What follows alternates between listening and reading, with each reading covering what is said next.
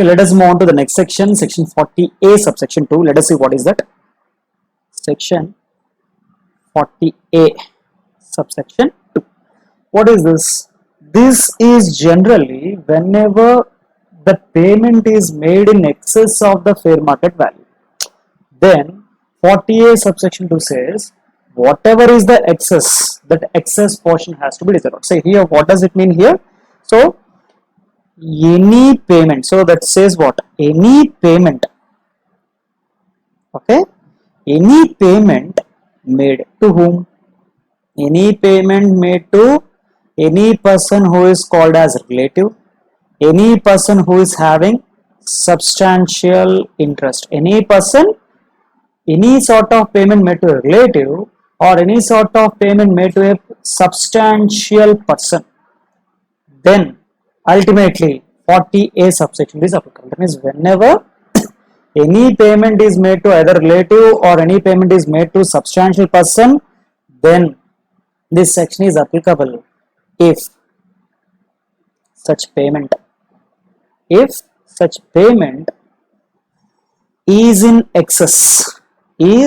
in excess of fair market value.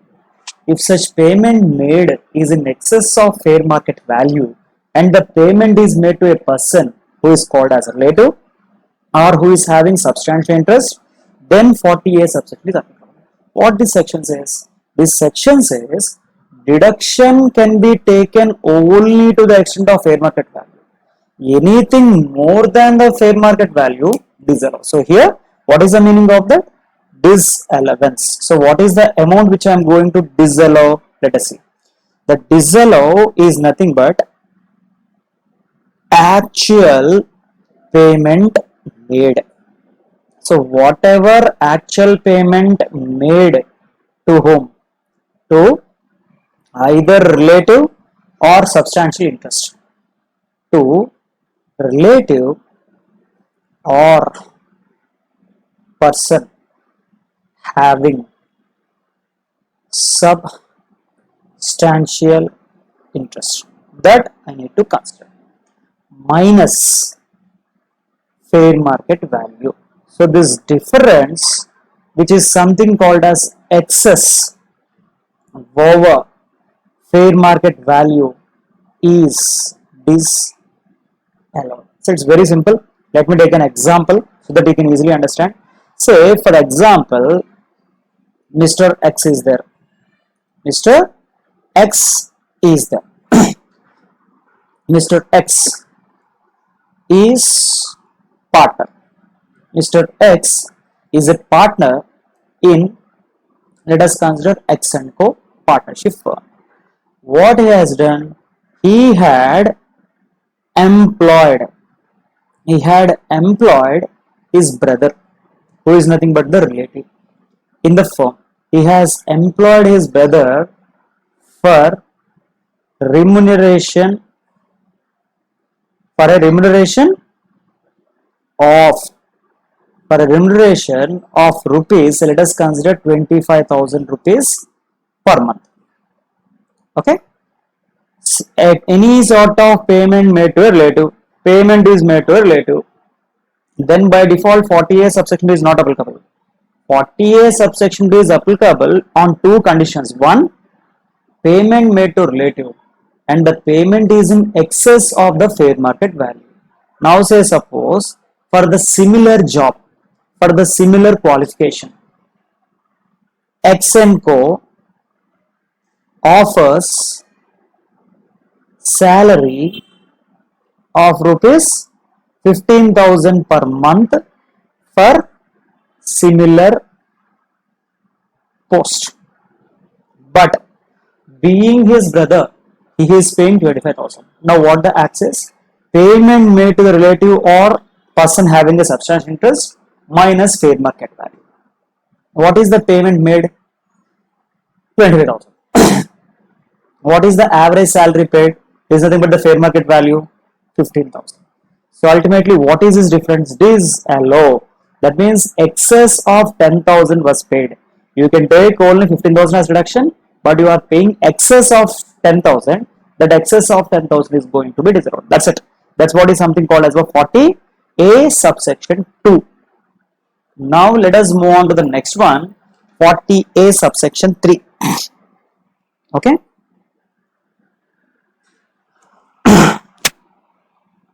Section 40A subsection 3. 40A subsection 3. Let us see what is this.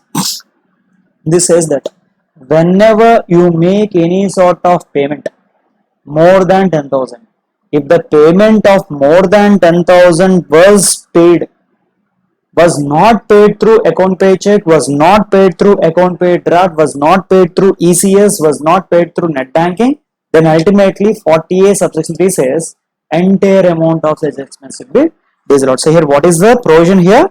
It says that expenditure incurred beyond, any sort of expenditure incurred beyond rupees 10,000 per day, 10,000 per day in any mode other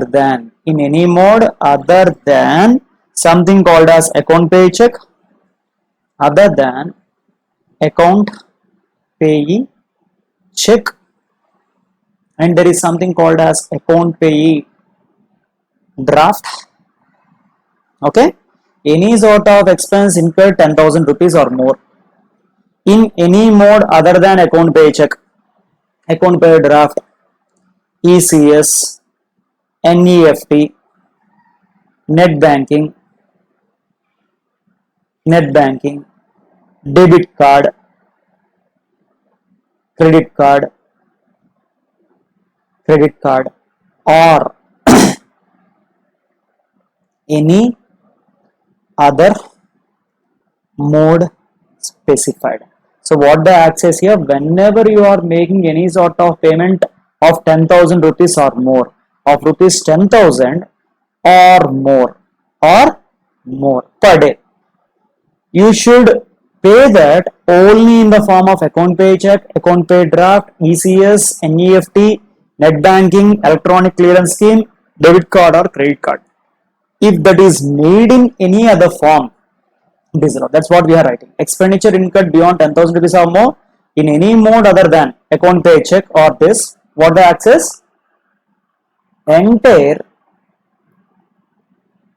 expenses is disallowed.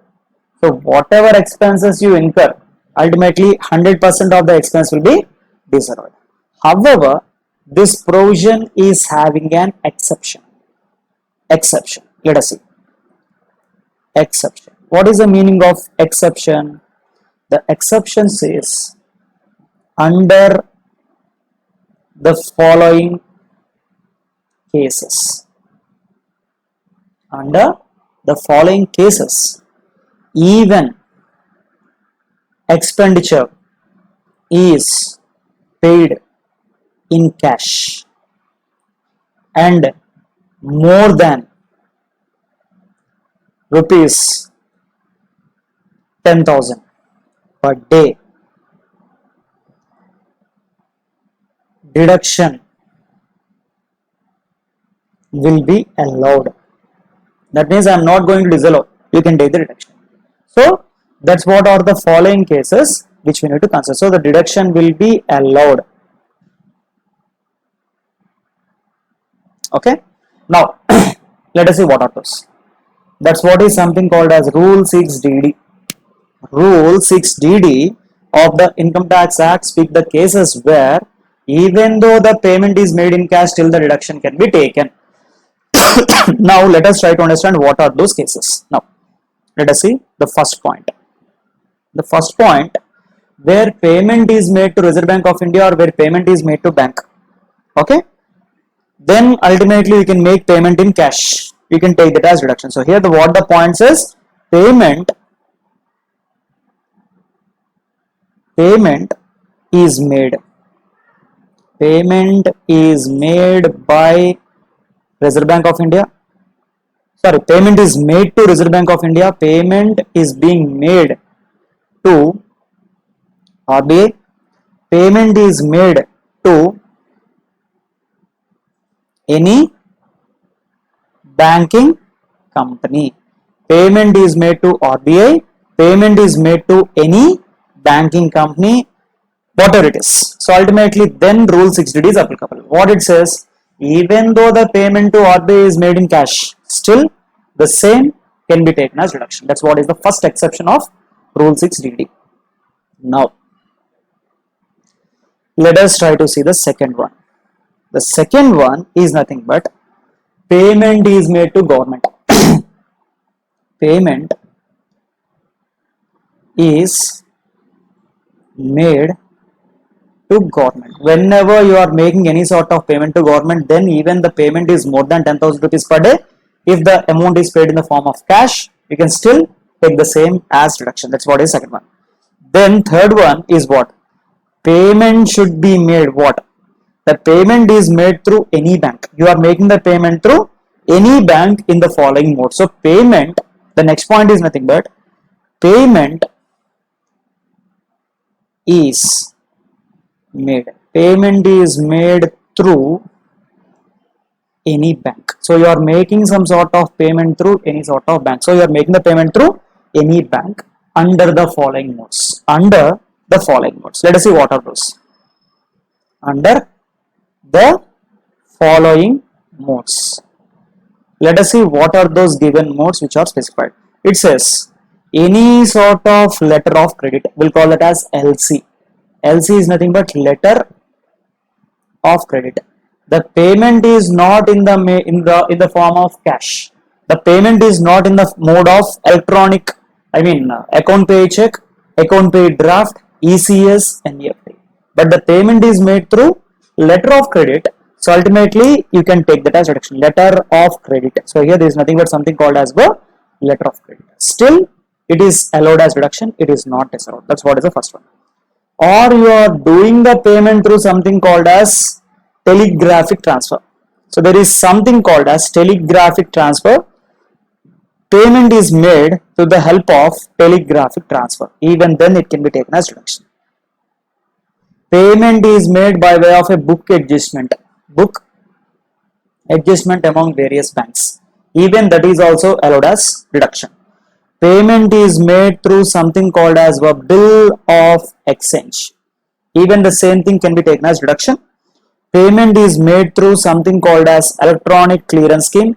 Payment is made through something called as debit card or credit card. So, even though not in the form of account pay check, not in the form of account pay draft, still the same can be taken as deduction. Then the next point is, okay. So, the next point is nothing but payment is made against adjustment of the amount of any liability. So, what you are doing here? So, it is nothing but payment, okay, payment is made. Payment is made by way of adjustment, against, okay, against the amount, of any liability. So what it says, any liability. So whatever liability you incur, okay, for that liability you are trying to do some sort of adjustment. For doing some sort of adjustment, you are making some sort of payment. So whatever you are making payment by of your adjustment against your liability for the goods supplied or services rendered. For what? What is the liability for? For goods supplied or services rendered. So for this you need to make some sort of payment. Whatever mode you do, that entire amount is eligible for deduction, even though not made in the form of account pay check, account pay draft, or whatever it is. That's what is nothing but your next point. Then the next point is nothing but you are making payment to a cultivator. Payment to a person called as cultivator. What is cultivating? Let us try to see. He is engaged in cultivation of agriculture products or produce. So, any person who is engaged in agriculture, produce or production or any person engaged in animal husbandry. You are making payment to a person engaged in animal husbandry. So animal husbandry. Okay. Then you are also making to a person engaged in fish, cultivation of fish or fish products. So if you are engaged in cultivation of fish or fish products, even that payment can be made in the form of cash.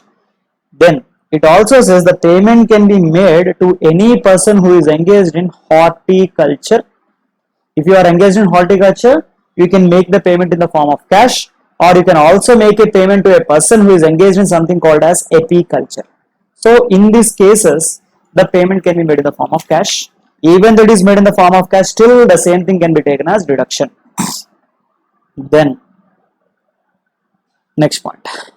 The next point is speaking about payment made to person. Payment made to person engaged in, payment is made to a person engaged in production without the help of power. So any person engaged in production of goods without the aid of power, to those payments, if you make a payment, you can make that in the form of cash and still take the same as deduction. So here payment is made to a person engaged in production without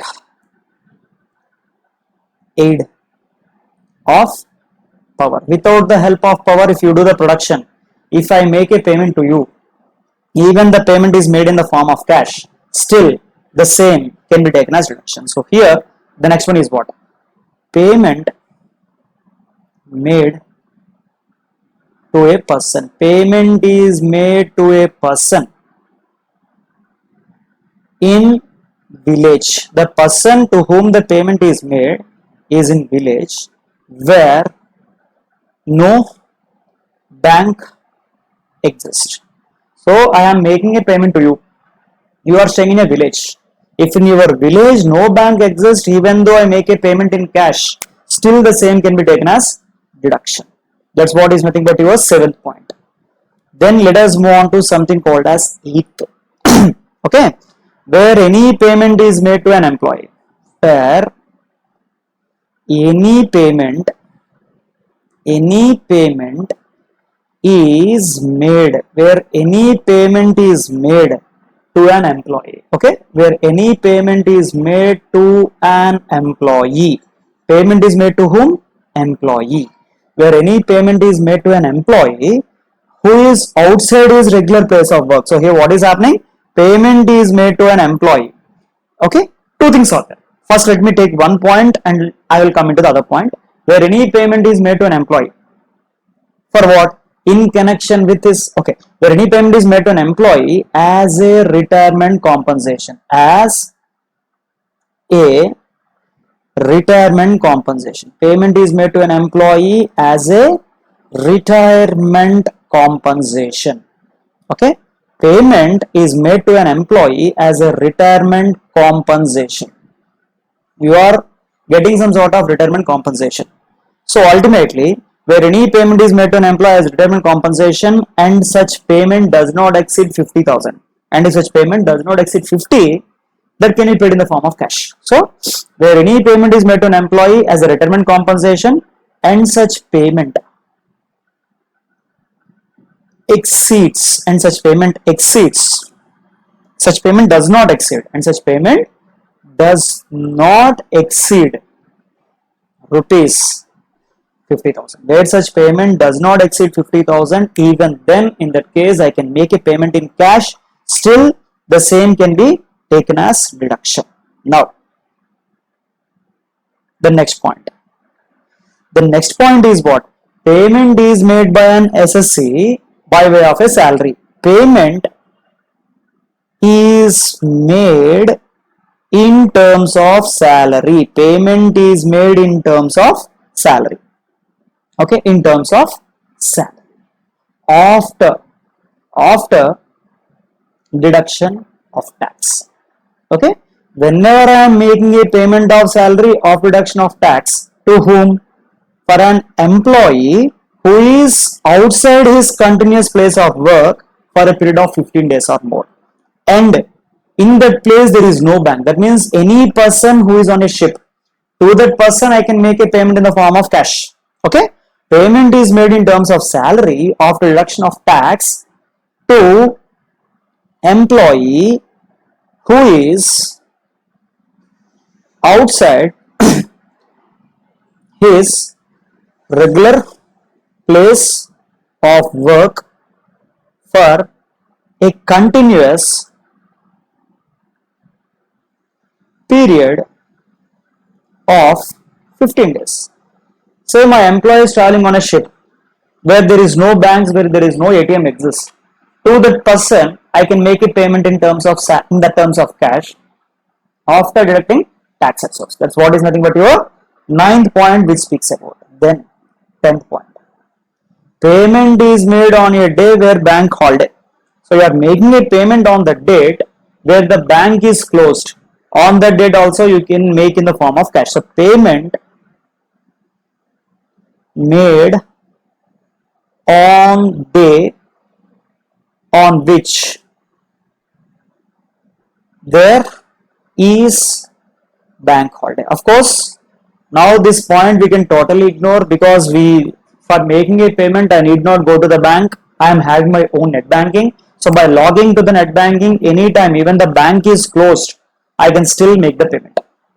Then payment is made by a person to his agent. So here let us see what is that. Next one, payment made by agent. So payment is made by agent. Okay, made by any person. So made by any person to whom, let us say the payment is made by any sort of person, any person to his agent. So a principal is making payment to his agent for what? The agent is required to make payment in cash for the goods or services on his behalf. So here payment is made by the principal to his agent for making payment. So the agent has purchased some goods for which agent has to pay some cash. Principal can pay the money in the form of cash to the agent. Payment made by person to his agent for making what? Payment. So the agent has to make some sort of payment for which the principal is giving some sort of money. That payment can be done in the form of cash. Now the last one is nothing but authorized dealer. Payment is made by an authorized dealer. Payment is made by authorized dealer. Okay, any sort of payment which is made by an authorized dealer is said to be considered as a part of this. Clear? So ultimately here, these are the following cases where the payment can be made in the form of cash. Even though the 12 payments are made in the form of cash, still the same can be taken as deduction. Of course, the last deduction already had covered, which is nothing but what? Any sort of payment made to unapproved gratuity fund is not allowed as deduction, which is nothing but your 40A subsection 7. So what is 40A subsection 7? Let me put it briefly here. 40A subsection 7 says any sort of payment or contribution to unapproved gratuity fund is disallowed. So whenever we are doing any sort of payment to a person to an unapproved gratuity fund, that unapproved gratuity fund will be disallowed. You are not going to take that as deduction. At the same time, 40A subsection 9 is also there, which is also almost the similar. So what is 40A subsection 9? Payment made to non-statutory fund. Any sort of payment to non-statutory fund. What is the meaning of non-statutory fund? Any sort of fund which is not required to be maintained as per the statute is something called as a non-statutory fund. So unapproved gratuity fund, non-statutory fund, these things will be disallowed. So with this I can say we had completed the disallowances part. Now, okay. So before getting into 44AB and 44 AA. This speaks about something called as our books of accounts and tax audit. Let me go to the other most important part of this chapter, presumptive taxation, which is nothing but your 44 AD, 44 ADA, 44 AE. So these are the three sections which I need to cover. So now let us get quickly understand something about your 44 AD. Yeah, one point I need to add it here. So one important point I forgot to mention. So let me add it here. So in 44A subsection 3, I need to add one of the most important point which we should remember. Okay, so one second.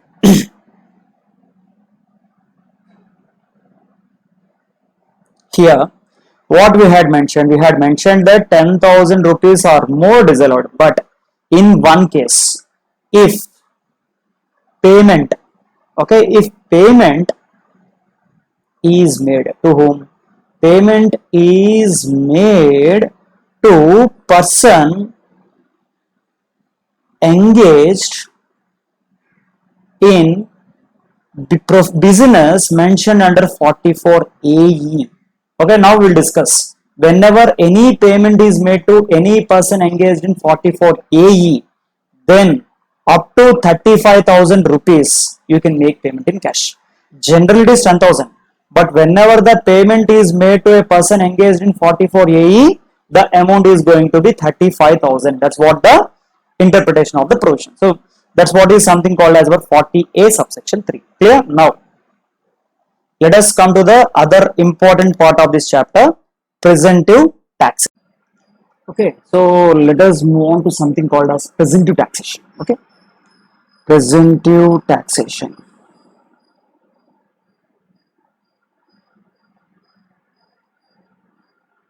So let us try to understand first of all what is the meaning of presumptive taxation. Then we'll get into the other aspects of the presumptive taxation. Presumptive taxation means what?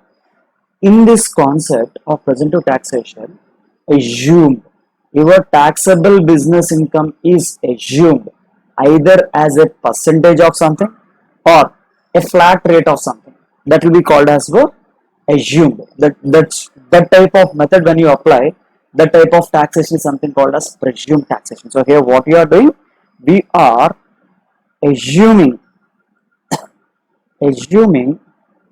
your taxable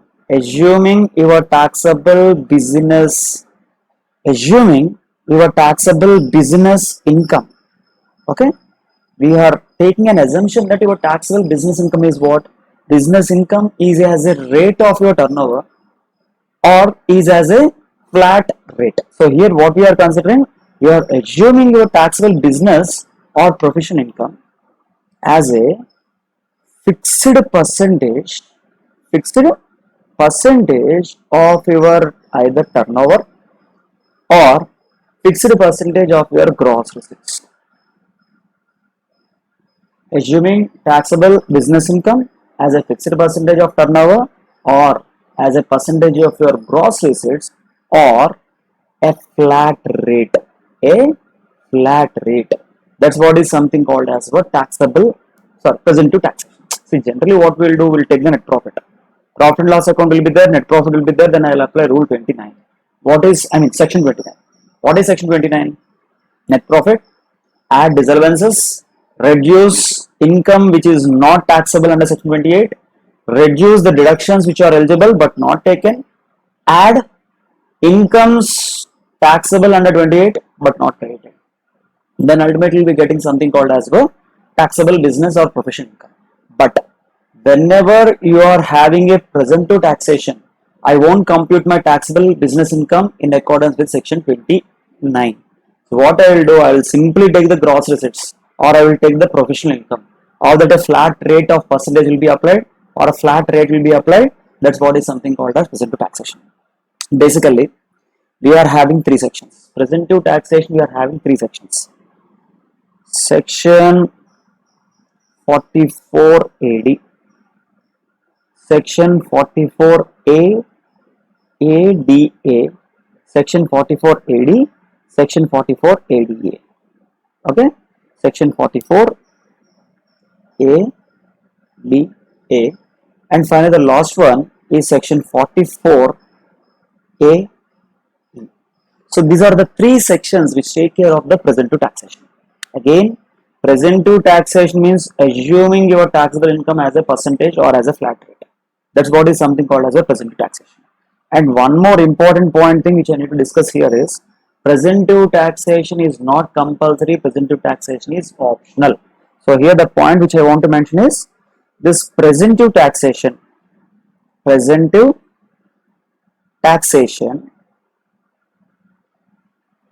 is not compulsory. Presumptive taxation is not compulsory, it is optional. It is always going to be optional. Okay, so that's what is the basic background behind your presumptive taxation. Now let us get into each sections one by one. Okay, so here what we'll do, there are basic common points between all the sections. So what I will try to do, I will try to explain all these three sections simultaneously. One, let me take something as your eligible SSC. We'll try to understand who is called as an eligible SSC in terms of 44 AD, in terms of 44 ADA. So I am not writing here especially again 44 AD, to whom this section is applicable, 44 ADA, to whom this section is applicable, and 44 AE, to whom this section is applicable. Eligible SSC. So here, in terms of something called as eligible SSC, to whom this is eligible, AD is applicable to individual. If any person who is either called as individual,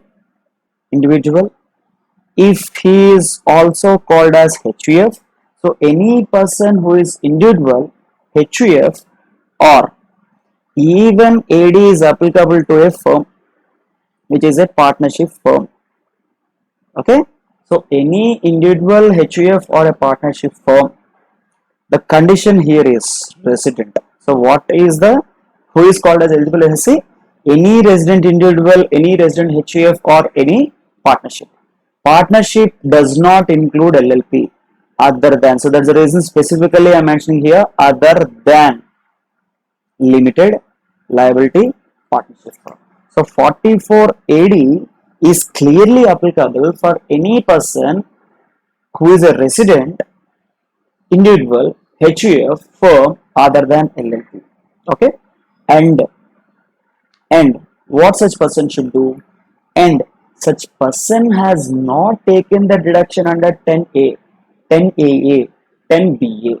So if you are taking deductions under these sections 10A, 10AA, 10B, 10BA, if you are not taking the deductions under these four sections, or you have not taken the deductions from 80IA to 80RRB, along with the individual HUF and firm, you should also comply this condition. Then you will be called as eligible SSC. Here what you are supposed to do, and not availed exemption, and you are not availing any sort of exemption under section 10A, under section 10AA, under section 10B, under section 10BA, or not availed deduction, not availed any sort of deduction from 80IA to 80RRB. Then I can say the SSC is called as an eligible SSC in terms of section 44 AD. In terms of section 44 AD. Now, let us try to understand who is called as eligible SSC for ADA. Okay, for ADA, what the access. Eligible SSC means any resident in India. So here there is no individual, there is no HUF, there is no partnership. For ADA it says any resident. So the first part of the provision of 44 ADA says that eligible. Who is eligible? Any resident is eligible. But what the resident is doing? The resident is doing profession. What is profession? We'll cover that. We'll cover that under section 44AB. Okay. Any person who is a resident, he may be individual, he may be HUF, he may be company, anything, because the act does not say.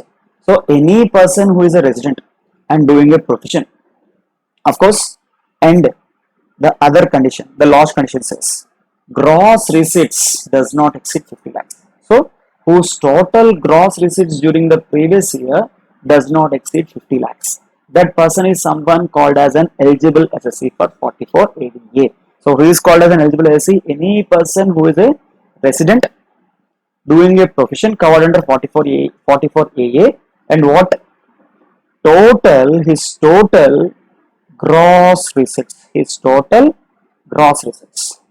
does not, his total gross receipts does not exceed rupees 50 lakhs during the previous year, during the relevant previous year. Then ultimately we can say he is eligible for something called as 44 ADA. Now 44 AE. Let us see to whom 44 AE is applicable. So 44 AE is applicable for an SSC. Okay. So here this is applicable. Now let us see who is called as an eligible SSC. So 44 AE says any person who owns not more than, any person owning not more than 10 trucks. If you are a owner of a 10 trucks and you are holding not more than 10 trucks at any point of time,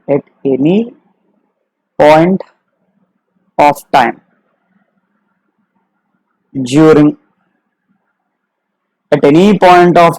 the previous year. So at any point of time during previous year, and what you are doing, the trucks are used by you, you are using the trucks for on a business of what? Leasing, hiring, plying trucks. So ultimately this is applicable for whom? To put it differently, this is applicable for any person who is engaged in leasing, plying, operating of trucks. Okay. So now let me consider here in a different sense.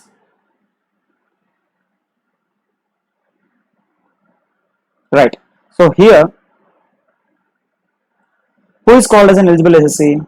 Any person engaged in a business of leasing, plying or hiring trucks. So first of all, engaged in a business of leasing, hiring, plying trucks. Any person who do this business. Okay. Leasing, hiring, plying trucks. Then and owns not more than, that means you are owning minimum 10 trucks, not more than 10 trucks. If you are holding more than 10 trucks, ultimately you are not eligible, and owns more than 10 trucks at any time during previous year. So these persons are said to be called as an eligible SSC. Okay, and of course here I want to add something also called as eligible business, especially for 44 ADA. So this eligible business concept applies only for 44 ADA because 44 AD, because ADA already clearly mentioned a profession. 44 AE clearly mentioned you should be engaged in the business of leasing, hiring and plying trucks. So here this eligible business point applies only for AD. Now let us see what is something called as an eligible business in terms of 44 ADA. So here and here the eligible business concept won't be there because already that eligible business is discussed. Now what is the meaning of eligible business? The act here clearly says any business. The first the word uses what? Any business other than, any business other than what? Other than leasing, hiring, plying trucks. That means other than a business of leasing, hiring, flying trucks, because that is already covered as a part of 44 AE. Other than that, you can do any business. Okay, other than. So it also says this is not applicable to any person who is engaged in the business of commission or brokerage. So if you are engaged in the business of commission, or if you are engaged in the business of brokerage, so ultimately this point is not applicable. Commission or brokerage. Or it also says this section is not applicable if you carry on something called as agency business. Okay, any person who is engaged in doing something called as agency business, any person who is engaged in leasing, flying and operating trucks, and finally the last point which I want to mention, your turnover during the previous year should not exceed 2 crores. So finally here what? The gross receipts of the turnover should not exceed 2 crores during the previous year. So the last point I want to mention, gross, this is very important. So this point is most important. You may be doing any business, but if your business, okay, or I will put it separately here. So the point applicable here for 44 ADA is what? 44 ADA, your gross receipts or turnover should not exceed, gross receipts or turnover should not exceed rupees 2 crores during previous year, then it is applicable. That is for your 44 AD. Then if we see for ADA, already we have discussed this point. Gross receipts should not exceed what? Rupees 50 lakhs. If it exceeds 50 lakhs, you are not entitled for 44 AD. If you are exceeding 2 crores, you are not entitled for 44. If 2 crores, you are not entitled for 44 AD. Not exceeding 50 lakhs, you are not entitled for 44 AD. That means the limit for AD is what? 2 crores. Any turnover less than 2 crores and you are doing a business other than hiring and leasing and flying trucks, and you are doing any business other than commission or brokerage or agency, if your turnover or gross receipts does not exceed 2, you are eligible. You are doing a profession and your gross receipts does not exceed 50 lakhs, you are eligible for ADA.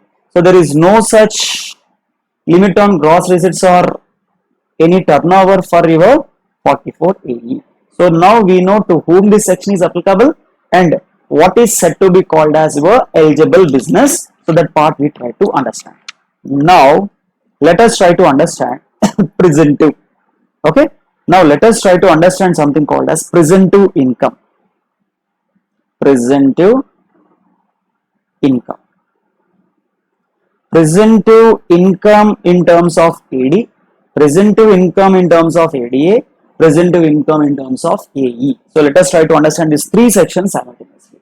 Now presumptive income, as we know, assumed as a percentage on your gross receipts or on your turnover or some flat rate. That's what is something called as your presumptive income.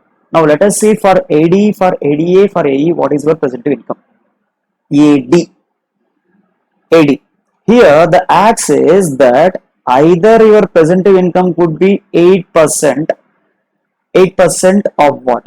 8% of your total turnover or 8% of your total turnover or 8% of your gross receipt is something called as a presumptive income in the case of your 44 AD. In some case, if you receive the receipt electronically, ECS or any other mode prescribed, then you need not consider 8% of your turnover. In such a case, you can consider 6% of your turnover. So here 6%, when 6% of the total turnover, so whatever gross receipts, see here 6% of total turnover or gross receipts. Okay, 6% of total turnover or 6% of your gross receipts. Okay, 6% of your total turnover or 6% of total receipt collected.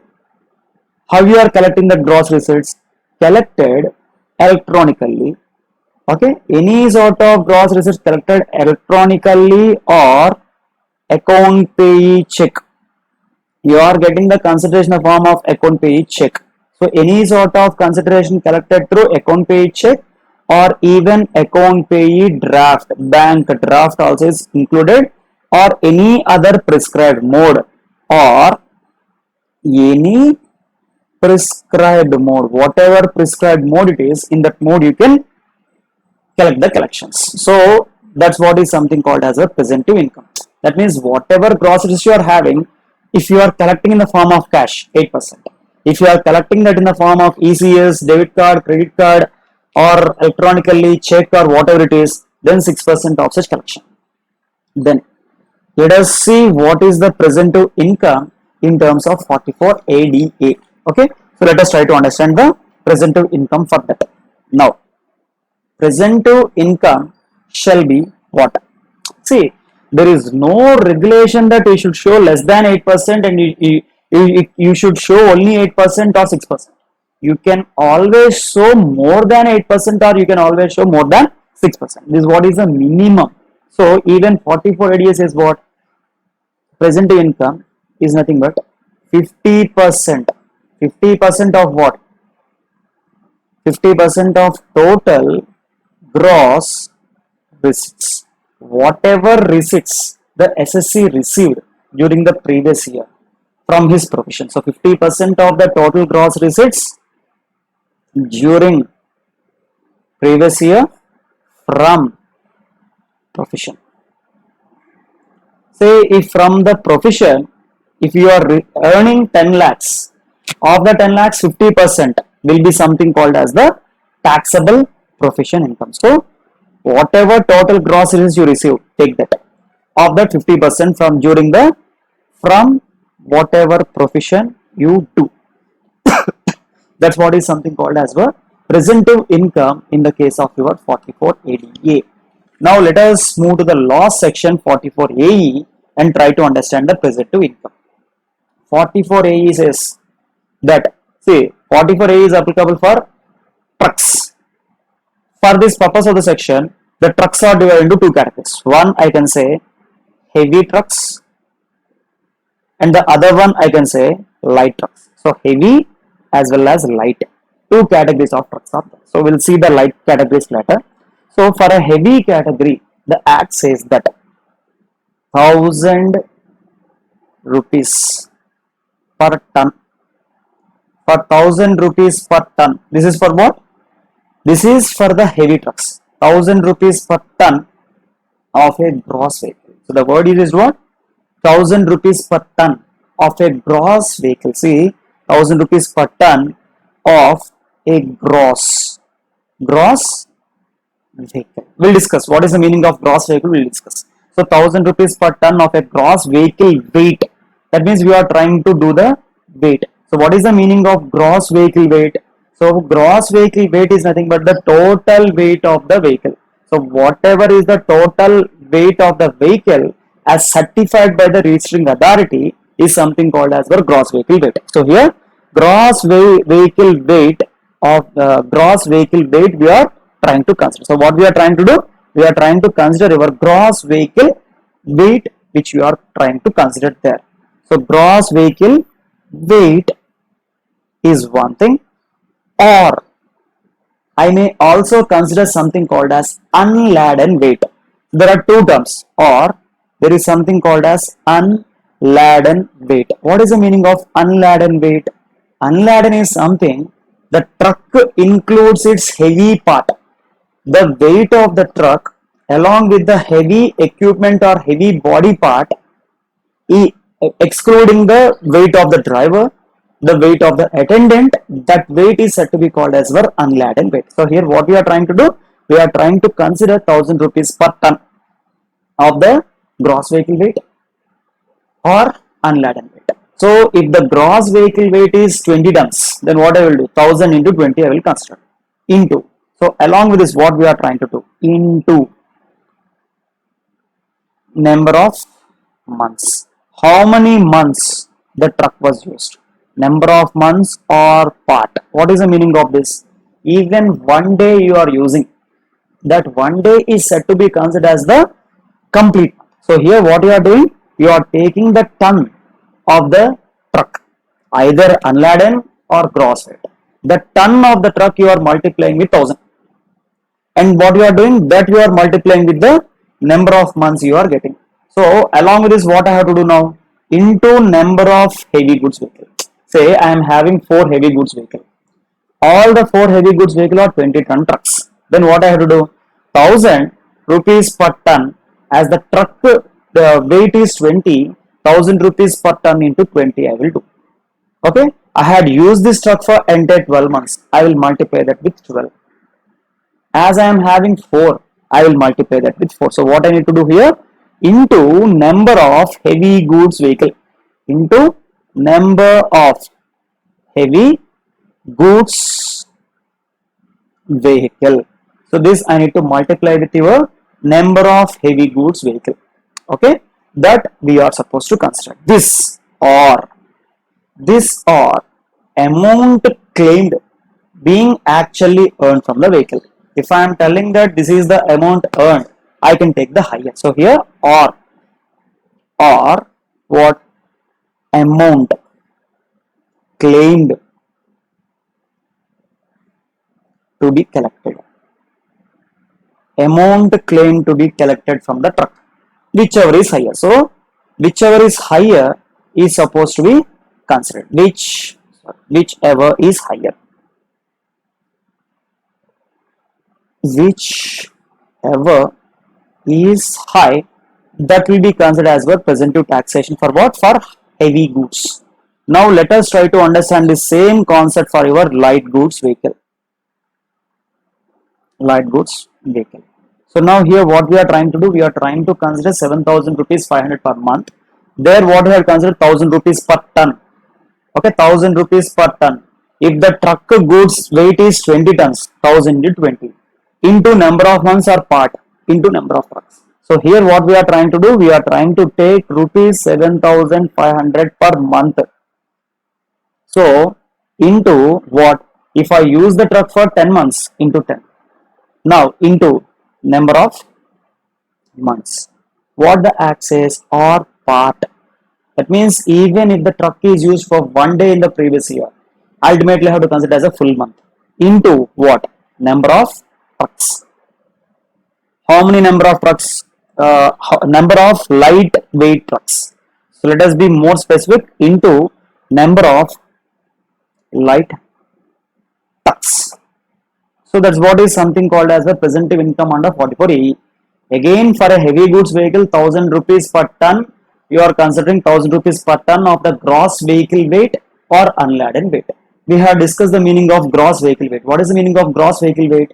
The gross vehicle weight is nothing but the weight certified by the registering authority is said to be called as gross vehicle weight. And your unladen weight is what? Weight of the vehicle, including all equipment used within the vehicle. I will include all the equipment, all the heavy parts of the vehicle, but I won't include the weight of the driver, weight of the attendant. Then that weight is something called as unladen weight. Take that into 1,000 rupees per ton. If the weight of the vehicle is 30 into 1,000 rupees per ton, will be getting that. Then you consider how many months the truck is used. Then you consider how many heavy trucks you are having. That's what is something called as presumptive taxation under 44AD, 44AE as well as 44ADA. So with this we have discussed the amount of presumptive income to be taxable. Now let us get into something called as consequences, because one point I had mentioned. Here, first of all, in the presumptive taxation, I had mentioned one thing, that presumptive taxation is not compulsory. It's an optional. If you remember, let us see here, that point we had made it very clear. Presumptive income taxation is not compulsory. That is optional. Okay, let us see that.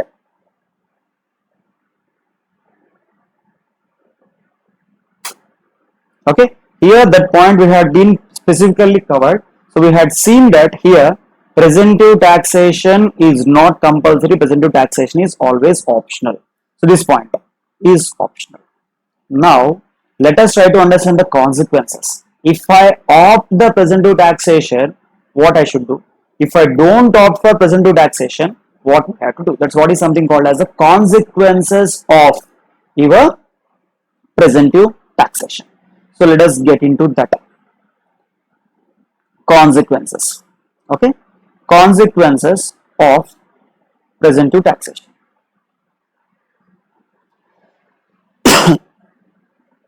Right. Consequences of presumptive taxation. The first point in this, as a part of consequences, this applies for all the three: 44 AD, 44 ADA, 44 AD. What is that? No deduction under section 32, 37 is allowed. Same, this point is applicable for 44 AD. The same point also applicable for 44 ADA. The same point also applicable for 44 AE. So what is the common point here? No deduction under section 32, 37 is allowed. You are not eligible to take deduction under 32, 37. Same case here, 44 AE. No deduction under section 32, 37 is allowed. That's what is the first consequences which we can consider. Then what? Then,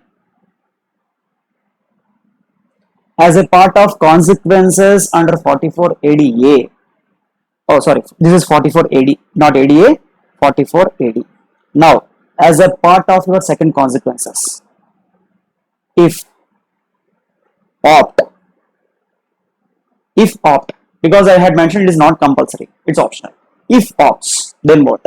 Then maintenance of books of accounts, maintenance of books of accounts is not mandatory.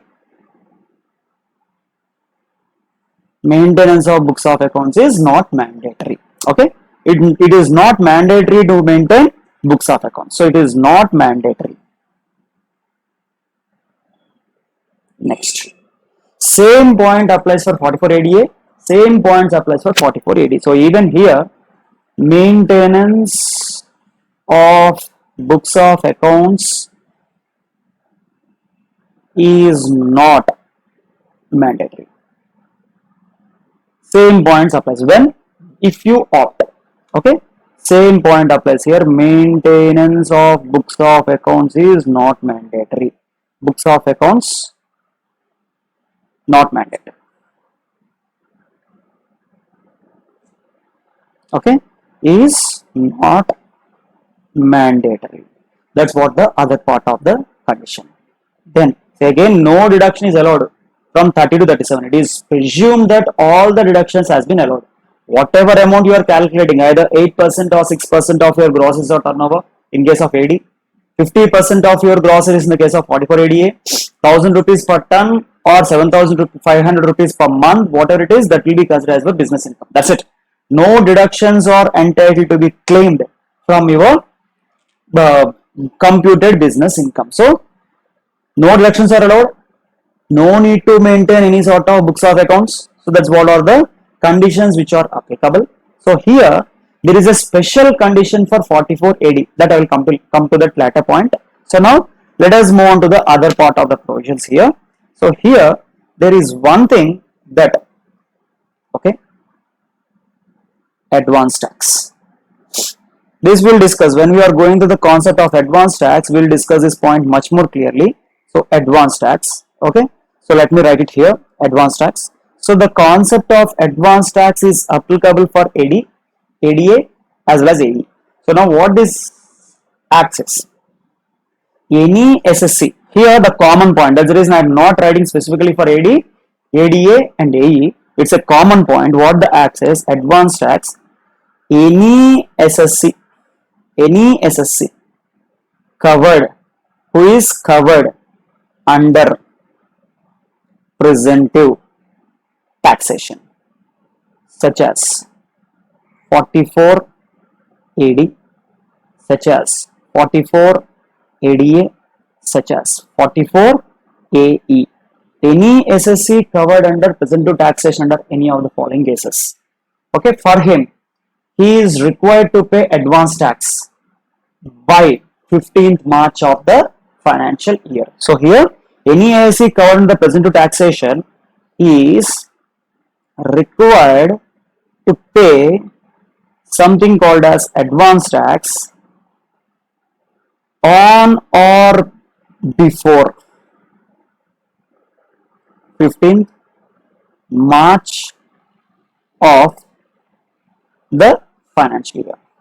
Now, we'll discuss later stage what is advance tax, who is supposed to pay advance tax, what are the conditions which are supposed to comply for the advance tax, all this sort of stuff we'll try to understand later. Now, okay. Here, the other condition is, if you are claiming that your net profit, your taxable business income as computed under section 29 is less than what? 44 AD, 44 AE, 44 ADA.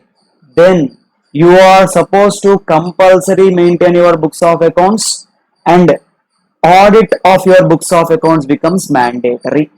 Again, this point applies for all the three categories. Again, let me put it here. So, the next point, common point says that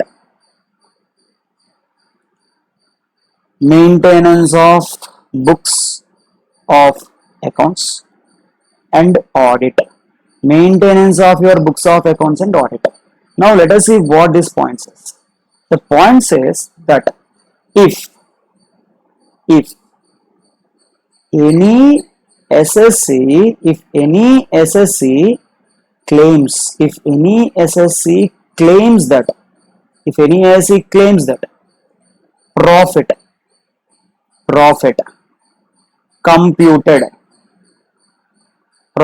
computed under section 29.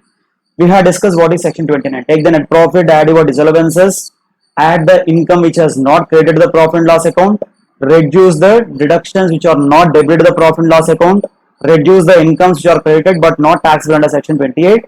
That gives you a taxable business or professional income. If SSC claims that profit computed under section 29 is lower than 44, is lower than as computed under section 44 AD, 44 AE, 44 ADA. So, as you are computing under 44 AD, 44 ADA and 44 AE, if that is lower as compared to the this, so you are computing under section 29, which is lower as compared to 44 AD, 44 AD and 44 AE, then books of accounts has to be maintained. Tax audit becomes compulsory. So here what becomes compulsory? Maintenance of books of accounts becomes compulsory. Earlier you have seen, if you are opting for 44 AD, 44 ADA, 44 AE, no need to maintain any sort of books of accounts. But if you are telling that your normal business income is lesser as compared to the presumptive income, then maintenance of books of accounts becomes compulsory. So maintenance of books of accounts and tax audit under 44 AB is compulsory. So there it becomes compulsory for you to adopt to that. Then that's what is something called as for maintenance of your books of accounts. So we are almost done. One point I need to mention only for 44 AD. So this point is applicable only for 44 AD. Other than 44 AD, this point does not apply for ADA and 44 AE. Now let us see what is this. Okay, the point clearly says, if you opt for presumptive taxation under 44 AD, you should adopt the presumptive taxation for a consecutive 5 assessment years. If in any year you go out of 44 AD, you are not eligible to take the presumptive taxation for coming 5 assessment years. So what the 44 AD says? The 44 AD is specifically mentioning that if opts for 44 AD, if you are opting for 44 AD, then what will happen? As a consequences, should opt for 44 AD for continuous 5 subsequent assessment years. So I have to continue with that for a subsequent period of 5 assessment years. If any 1 year I opt out, as it is an optional, I don't want to claim for 1 year, then what will happen? For subsequent 5 years, I am not eligible to claim 44 AD. So here what it says, or should opt for 44 AD for continuous 5 subsequent assessment years. For continuous 5 subsequent assessment years. So now subsequent assessment year. Now let us see if opts. If opts out. If opts out, that means I don't want to claim 44 AD. Then what? Then such SSC is not eligible. Such SSC is not eligible to claim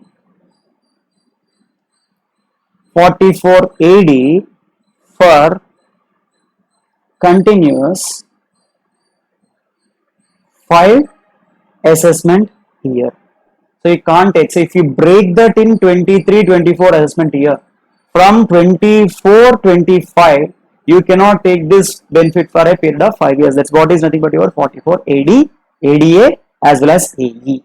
Now there is one more thing which we need to discuss, something called as our maintenance of books of accounts 44 AA, and we need to discuss something called as what? Tax audit covered under 44 AB. With that I can say profits and gains on base of profession is almost completed. There is one section which is there, 43C, that I will discuss when we are going through the capital gains. There 50C is something which we will discuss. So 43C will be discussed along with 50C. So only 2 sections are left off. We need to cover 44 AA, which speaks about business profession and also speaks who is called as business person, who is called as profession, which sort of books of accounts who are supposed to maintain. That's what is something called as 44 AA. Then we'll discuss something called as 44 AB, who is supposed to get the tax audit done on a compulsory basis. So that's what is the part of your 44 AB. Now let us first see books of accounts 44 AA, section 44 AA. What is this? Maintenance of books of accounts. Maintenance of books of accounts. Who need to maintain what set of books of account? Who is called as business person? Who is called as an professional? So all this sort of stuff will be discussed as a part of your 44 AA. Right now. Okay, so now let us continue 44 AA, which speaks about maintenance of books of account. It basically says that books of accounts are to be maintained by SSC, right? So for this part of 44 AA, 44 AA tries to divide the SC into 2 categories. One category we can call them as a professional. Any person doing a profession, those people are supposed to maintain one category of books of accounts. Other, business. So if you are doing something other than profession, then ultimately you will be said to be called as doing a other business. Now let us see who are called as, said to be called as doing a profession. Let us try to understand the meaning of a profession. So the act clearly says any person carrying on legal, say any person who is a lawyer or any person who is an advocate. So any person carrying on a legal, any person carrying on medical, doctors, etc. So any person who is carrying on medical. Okay. Then the act clearly says any person carrying on engineering. So any person who is carrying on the engineering activities. Okay. any person who is doing a medicine, any person who is doing a legal, any person carrying on engineering activities, any person carrying on architectural activities, any person who is said to be called as architect, even that person is said to be called as a profession. Any person who is said to be called as doing a profession of accountancy. Simply speaking, any person who is called as a chartered accountant. So chartered accountant, okay, again, any person who is lawyer, any person who is a doctor, any person who is a engineer, any person who is a architect who is doing interior decorations, any person who is a chartered accountant, any person who is a technical consultancy, architecture, chartered accountant, technical consultancy, ultimately any person doing some technical consultancy, or any person doing some sort of interior decoration, or any person doing some sort of film artist. Any person who is said to be called as a film artist, either he may be actor, actress, director, whatever it is, any person who is said to be called as a film artist, and at the same time any person who is someone called as an authorized representative, anyone who is called as authorized representative, okay, and any other person notified by the board, okay, and any other profession notified. Okay, if CBDT notifies any other profession notified by Central Board of Direct Taxes. So all these people are said to be called as professions. Now what the act says? The act says that if these professions, if the person who are doing any sort of activity is called as profession, if the act here says, if their gross receipts, if the gross receipts exceeds rupees 1,50,000. So what the act says here, if the gross receipts exceeds 1,50,000 in all of the three immediately preceding previous years. Now what the act says here, if your gross receipts exceeds 1,50,000, not in 1 year, all of the three immediately preceding previous years, gross receipts exceeds 1,50,000 in all of the immediately preceding previous years, all of the three immediately preceding previous years, if all the three previous years, if your gross receipts exceeds 1,50,000, then you are supposed to maintain these books of accounts. If in any one of the previous year, if your gross receipt does not exceed 1,50,000, you need not. So ultimately, to put it differently, here books of accounts is to be maintained by a professional if in three preceding previous years, if in all the three previous years, if your gross receipts exceeds 1.5, maintenance of books of accounts become compulsory. Otherwise, maintenance of books of accounts is not compulsory. So here, let me put an example so that you can easily understand the part. Now, what the act is trying to say here, the act is trying to tell you that, okay, the act is trying to tell you that, what it is trying to tell you. For example, your current previous year, let us consider as 1920.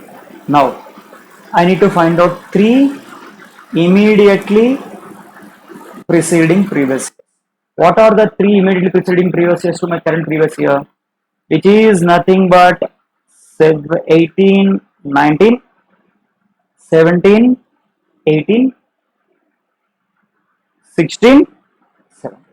Now what the act says, if in all the three immediately preceding previous years, if your gross receipts are more than 1,50,000, then maintenance of books of accounts is compulsory. Any 1 year or more than 1 year, if your gross receipts are less than 1,50,000, you need not maintain the books of accounts. So let me take an example.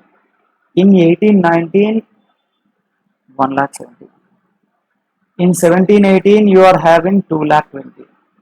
In 1617, your gross receipts is 1,40,000. In 1 year, your gross receipts are not in exceeding 1,50,000 all the previous year. In 1 year, Your gross receipts are less than 1,50,000. So in this case, what? Maintenance of books of accounts is not compulsory. So in this case, as gross receipts does not exceed 1,50,000 in all the years. In all the years, maintenance of books is not compulsory. So as in all the three preceding previous years, as it does not exceed, maintenance of books of account does not become mandatory for this profession. Now, okay, is not mandatory. So now let us try to see what sort of books of accounts are to be maintained if that becomes mandatory. So if maintenance of records is compulsory, if you are supposed to maintain the records on a compulsory basis, what records you are supposed to maintain? The following records. What are the following records? Compulsory, the professional has to maintain cash book. He has to maintain a cash book. How much of cash has been received, how much of cash has been expended, all these things is nothing but the cash book. This person has to maintain something called as journal in case of mercantile accounting. Okay, wherever you are doing the recording of your books as per accrual, their journal entries has to be maintained, and you are supposed to maintain the ledgers. So cash book is compulsory, ledgers is compulsory, journal is compulsory. Then you need to maintain what? Copies of receipts. Copies of receipts exceeding 25. Excess of rupees 25. That's what is the other thing which you are supposed to maintain. Then you need to maintain voucher for payment exceeding 50 rupees. So whatever payments which are exceeding 50, for payment exceeding rupees 50, these persons need to maintain voucher. Apart from this, there is a category of additional books. Additional books are to be maintained in the case of medical profession. So along with that books, any person who is engaged in medical profession, those people are supposed to maintain some sort of additional books. What is that? There is something called as daily register. Daily case register. So what are the daily cases you get? The daily case register you need to maintain. And apart from that, the doctor will be having lot of inventory. So the medicines, the syringes, all this nothing but the stock. So he need to maintain the inventory register. So these are the two additional documents which the doctor is supposed to maintain. Now, let us see, there may be a cases where, see here, if you consider in this example, the act clearly says 3 preceding previous years. If your gross receipts exceeds in all the 3 preceding previous years 1,50,000, then I need to consider this particular section. Say you had started up your business profession in the current year. As you have set up your profession, this is the first year, you won't have any sort of 3 preceding previous years. Then what the act says, as you don't have 3 previous years, it says during the current previous year, if gross receipts exceeds 1,50,000, maintenance of books of accounts become compulsory. So here, let me add that point for you. In case of a new profession, as you don't have 3 preceding previous years, so this point purely applies in case of new profession.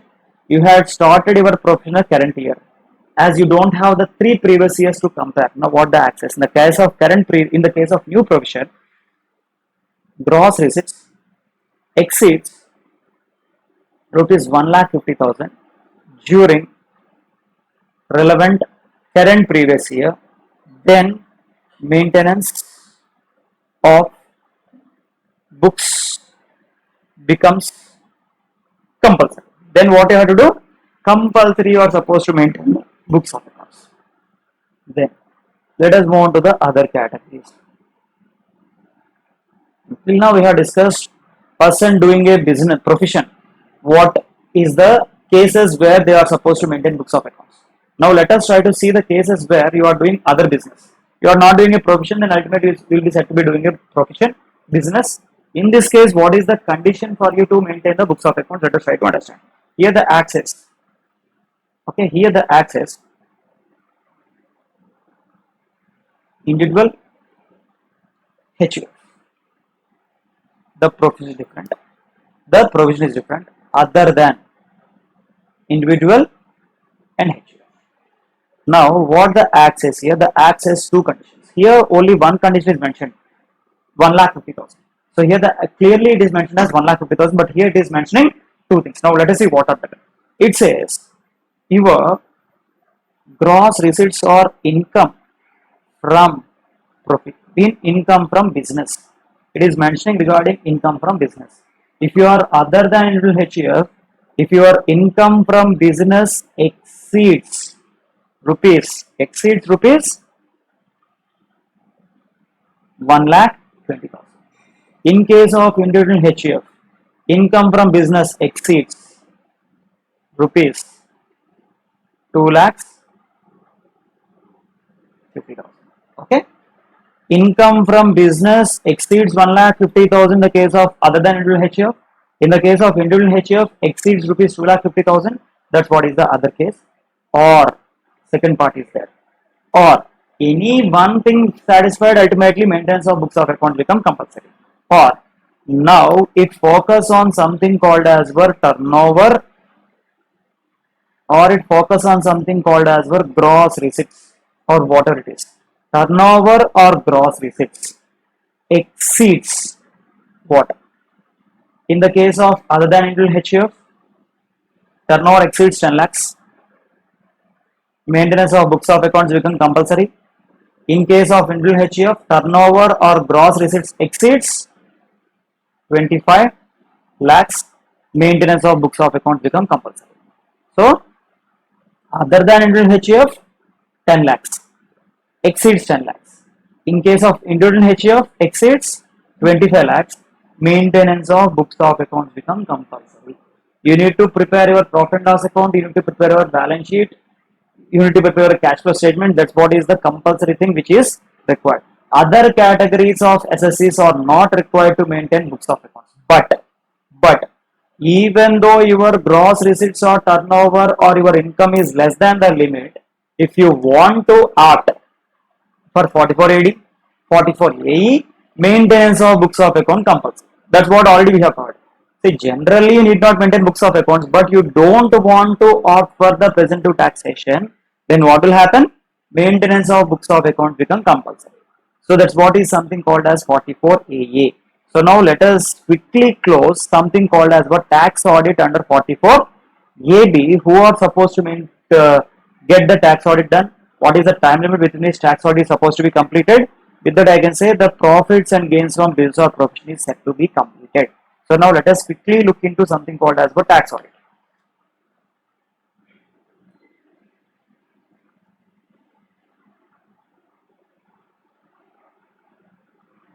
Right, 44AB, section 44AB. So what is this?